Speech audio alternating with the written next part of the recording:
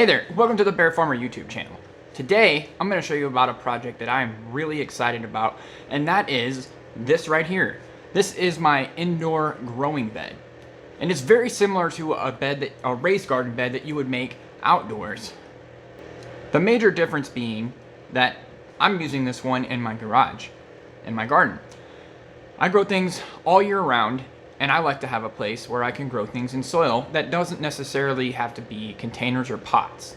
If you're already very familiar with making garden beds, I'm gonna go ahead and suggest that you go ahead and skip to the time that you'll see right about here, because that's gonna be the part where I go over doing specific things that have to do with just making this for indoors, because you could use this project for either indoors or outdoors for a garden bed. So with that being said, let's go ahead and jump into it for the construction of this indoor garden bed. So the first thing we're going to start with today is our material list.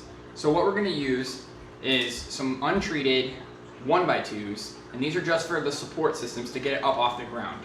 They're fairly strong and they work pretty well for what we need to do. Plus, they're cheap. The second thing for the bottom of it is we're going to be using untreated 1x4s. And you might wonder why we're going to use untreated 1x4s, but I'll explain that as we get to it. The third thing we're going to use is pressure treated 1x6s, and these are perfectly safe for your plants, but this is going to be used for the sidewalls of our build. And that's just in case a little bit of water were to get to the sidewalls. We'd rather have them be treated because it lasts longer. One thing I want to discuss before we get too far into it is the tools that you're going to need to get this project started. You're going to need a drill, you're going to need a skill saw, probably a battery for a drill and the skill saw, and some screws. Now I'm going to cut it, so let's get started.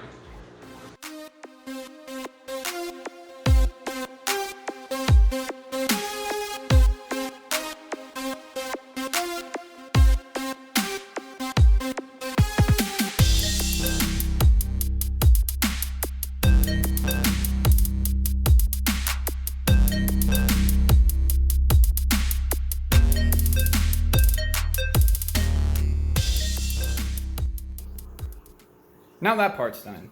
These pieces here are 27 inches, and these pieces here are exactly 5 foot. Now let's go ahead and talk about how we're going to put those together. So to start off with, we're going to design 3 box frames, and we're going to make sure that the end, because the widest I want it to be is 27 inches, and we've cut these at 27 inches. I don't care if it's a little bit long on the other side, but I need it to be no wider than 27 inches. So what I'm going to do is take the long pieces and put them to the inside of the short pieces, and we're going to go ahead and build 3 boxes just like that. So I'm going to go ahead and time-lapse that part for you so it's a little bit faster and easier for you to follow along.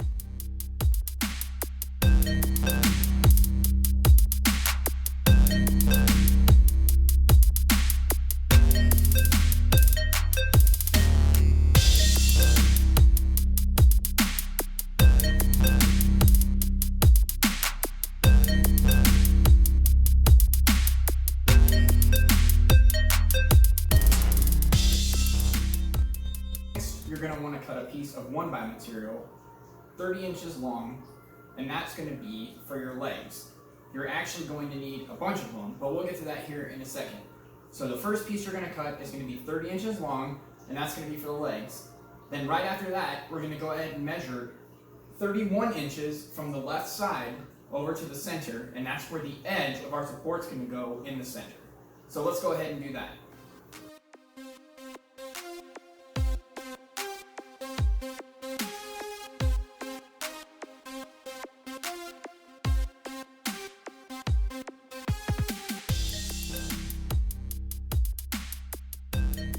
Next, you're going to cut a little piece like this, or use a scrap that you have laying around, and you're going to attach it to the bottom side of that leg, just under the assembly. Let's go ahead and do that now. Next, we're going to cut 4 more of those 1x pieces at 30 inches, and then we're going to go ahead and attach them to the corners. One on this side and one on this side. So let's go ahead and knock that out.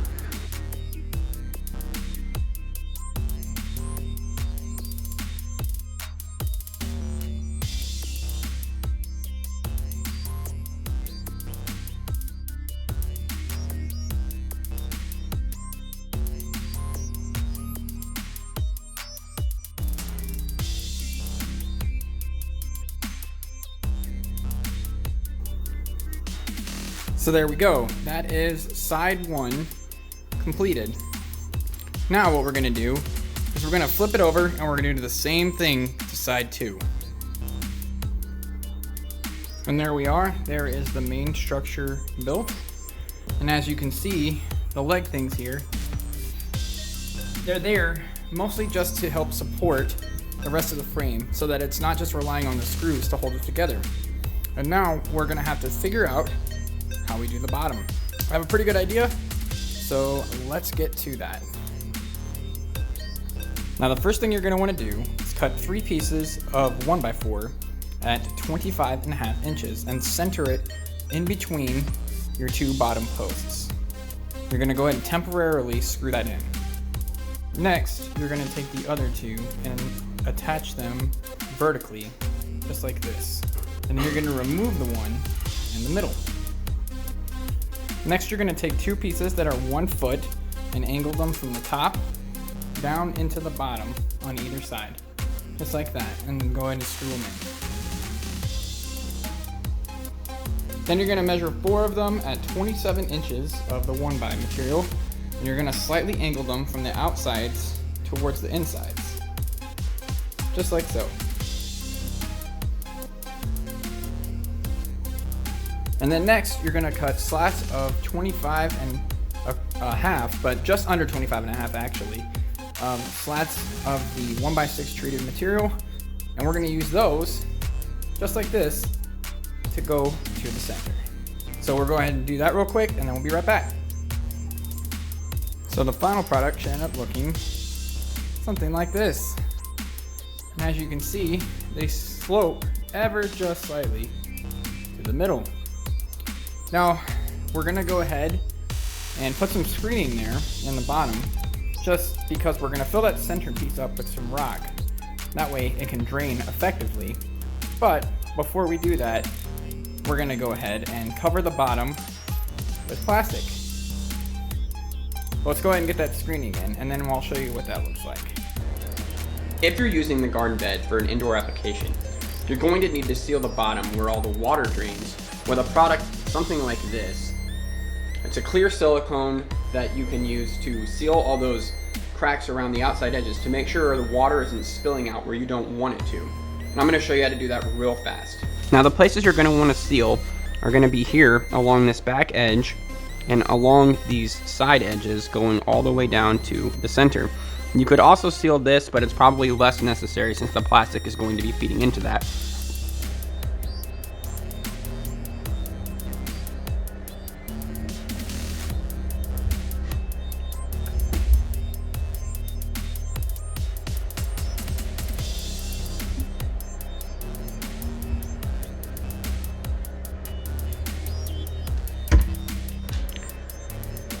So it's gonna look like that when it's done.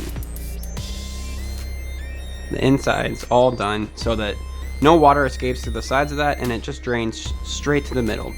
And now we can go ahead and put that screening in the middle.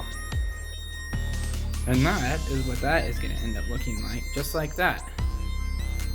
Just enough screening to where whatever we put in there isn't gonna fall through. We're likely going to end up covering that with rock. Now as you can see, I've added the plastic to the bottom so it drains all into that center drainage area right there, and it shouldn't leak through any of the sides. I added some just basic landscape fabric around the outsides, nothing fancy, just basic landscape fabric. I ran out over there, but that's alright. We're gonna deal with it anyways. And yeah, that's what we're dealing with. So it all should drain into that center part right there, and that will allow us to put a small bucket underneath so that it doesn't rain water all over the place. Thanks for joining me this week, and I hope you learned something about how to build an indoor garden bed, or just a garden bed in general if you don't plan on using this for an indoor application. In the next video, we're going to be talking about what type of soil we're going to be using to fill this up, as we need something that's going to have a lot of structure, drainage, and aeration in it, as it's sitting inside a garden bed and it's contained, so we're not going to be able to replicate the exact environment we'll get outdoors. So for potted things, and we're basically going to consider this a giant pot. So we're going to want to use the same type of a soil mixture that we would use in a pot. But we'll discuss all of that in the next episode of this series. So if you appreciate this content, please consider liking the video. If you want to stick around for more of this content, consider subscribing so that you can always know when we're putting out new content. And thirdly, thanks for watching. We'll see you next time. God bless.